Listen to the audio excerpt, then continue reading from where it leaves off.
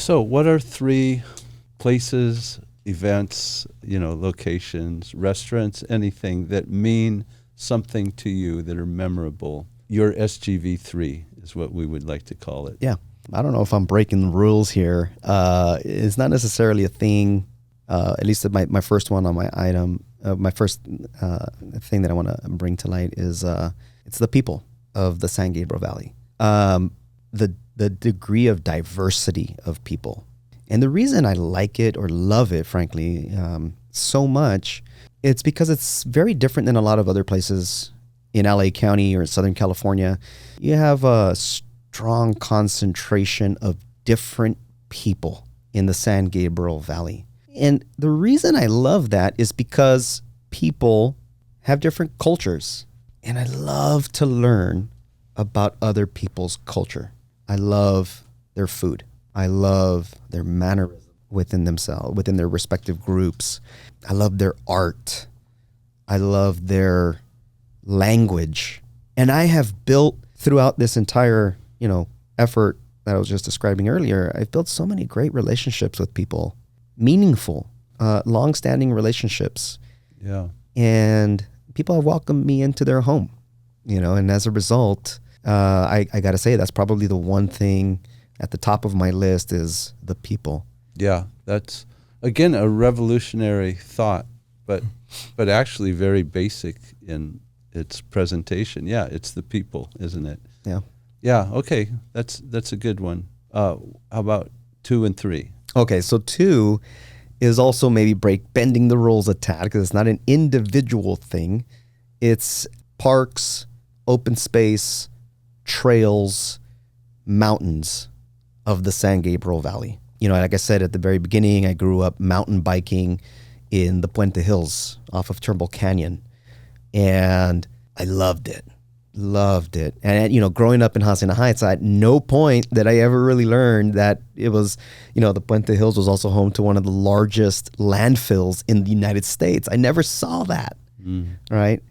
I just saw the beauty surrounded by trees. Is that in Walnut or? No, it's right. Puente Hills, huh? Yeah, Puente Hills, I would say 60 Freeway, 605. Oh, really? Yeah. Oh, I didn't know that. Yeah, the Puente Hills landfill. And no, so it's not the Rose Hills side. It's right next door to Rose Hill, the is. cemetery. Yeah. Oh, it is. Okay. Yeah, it was one of the largest landfills in the United States for a long time. Wow. And they've since decommissioned it and are now in the process of converting it into a large regional park. If you've ever been up there, the vistas, you get 360-degree views of the Orange County and LA County and downtown Los Angeles, and the mountain landscape is just beautiful.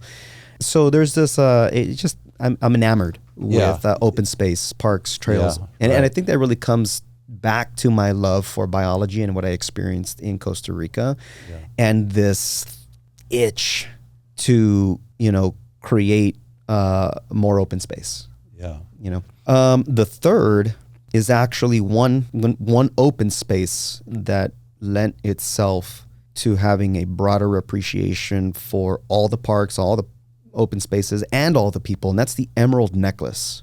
So the Emerald Necklace is the San Gabriel River, give or take, let's say, from North El Monte area, Baldwin Park area, south until you hit Whittier Narrows Recreation Area, which is the Emerald of the Necklace. And then it curls around to the Rio Hondo, if you're traveling north, that ends at Peck Road Park, Water Conservation Park area. But altogether, the necklace, the loop, is about 17 and a half miles long. And it's a Class 1 bike path, dedicated bike lane off the streets, very safe. It's shared with the equestrian community. It's you're riding along the river, so you occasionally see the wildlife. Okay, well, that's a new one to me. But Nate McCusker of Angry Horse Brewing, that was one of his. Is that right? Yeah. So, that's funny. I don't remember. It sounds vaguely familiar, but I thought it was new. Okay. Sorry, I said Nate. I think it's Nathan. Yeah. Okay. Yeah. Wow. Yeah. The reason why it's, I would say, my absolute favorite, because it goes through so many communities. Uh-huh. In all those communities, as I mentioned about my love for diversity, it goes through so many diverse communities. You get to see kind of like this backside of all these communities that you otherwise don't see if you're just getting around in the car. And then there's been this concerted effort between the county, another nonprofit, Amigos de los Rios, led up by Claire Robinson. It really inspired a lot of the work that I did and continue to do. But they've been building a string of parks. Again, kind of this concept around holistic master planning. They did a holistic master plan for the Emerald Necklace to build new parks, new open space, whether that be a micro park, a parklet, a bigger park, dog parks, more trail access points, rest areas, things like that. But the beautiful thing is like you can travel 5 minutes down the pathway and be in an entirely different environment where you're like in an equestrian community surrounded by horses, ride another 10 minutes and, you're watching planes land on the tarmac at the El Monte Airport. There's just so many different things that you can experience on the Emerald Necklace. Wow. That's pretty cool. I'm going to have to do that one day. Yeah. I highly recommend it. Thank you. Well, thank you for sharing those three. Very unique. Even if we've heard the Emerald Necklace once before, it's still your perspective is unique to our audience.